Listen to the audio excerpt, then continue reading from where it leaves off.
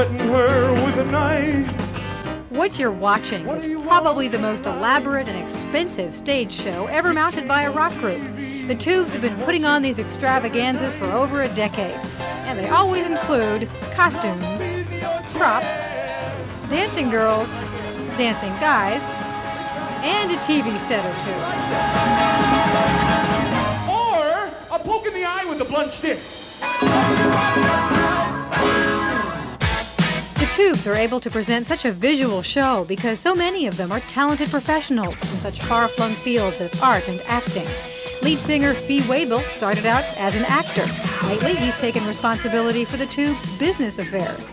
Synthesist Mike Cotton and drummer Prairie Prince are both fine artists who've collaborated on large murals that grace the Chemical Bank in New York's Rockefeller Center and the A&M Records soundstage in Los Angeles. Most recently, Cotton and architect Hans Kainz designed a new store for the Record Factory, a chain of record stores in San Francisco. Mike Cotton and Prairie Prince also do a lot of artwork for the Tubes stage sets at the band's enormous warehouse in San Francisco.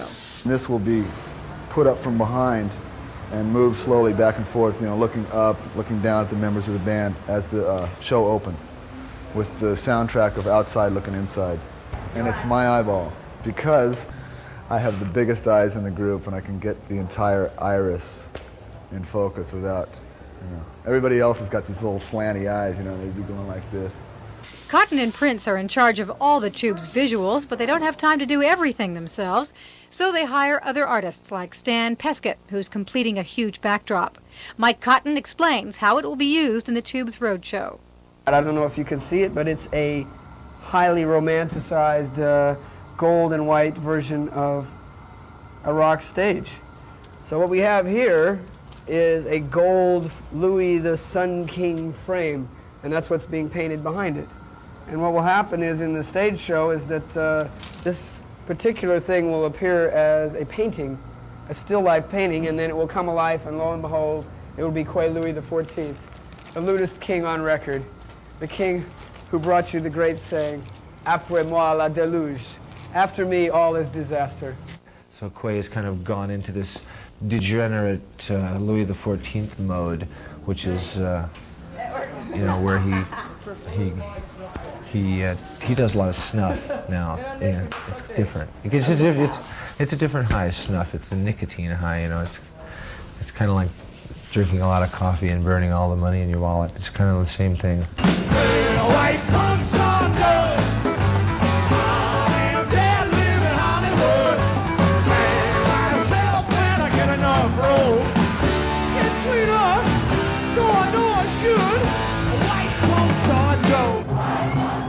Actually, Quay Louis is just the latest incarnation of the Tubes' most famous character, Quaalude. Mr. Lude came to life in the early 70s as a parody of the decadent, drugged-out glitter rockers who were popular at that time. Quaalude started before platforms. I mean, that's a long time ago, before platforms. That dates us severely. He started kind of as like a David Johansen clone, and he was originally called Rod Planet.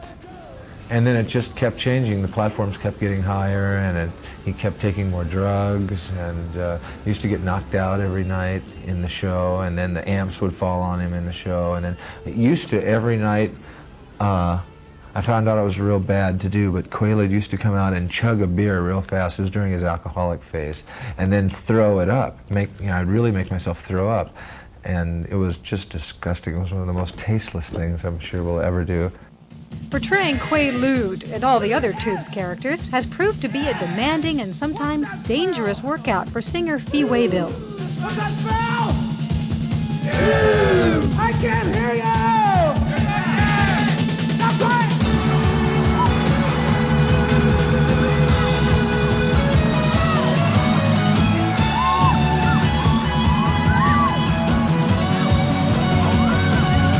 The most difficult part of any Tube show takes place backstage, where Fee Waybill has been known to make as many as a dozen costume changes in one night. I've gone out with the wrong pants on, gone out with no pants on. I did that once. I mean, it always was a nightmare. I quit having it. I went of going out in the show with your underwear on and not knowing it. I always used to have this nightmare. And one night I finally did it, and didn't even know. And then we ended up leaving it in the show. As you can see, a tube show represents a tremendous expenditure of time, talent, sweat, and money. But the magical marriage of music and visual arts makes it all worthwhile for Mike Cotton. To me, the wonder is to be yucking it up in some hotel room about Louis XIV, and then, you know, come over here and see this thing being created. You know, I mean, if we were working for world peace or something, we'd be really doing some good stuff. But I'm sorry, until that day, all I want to do is create, you know, some silly entertainment, and it's really great to see it all happen.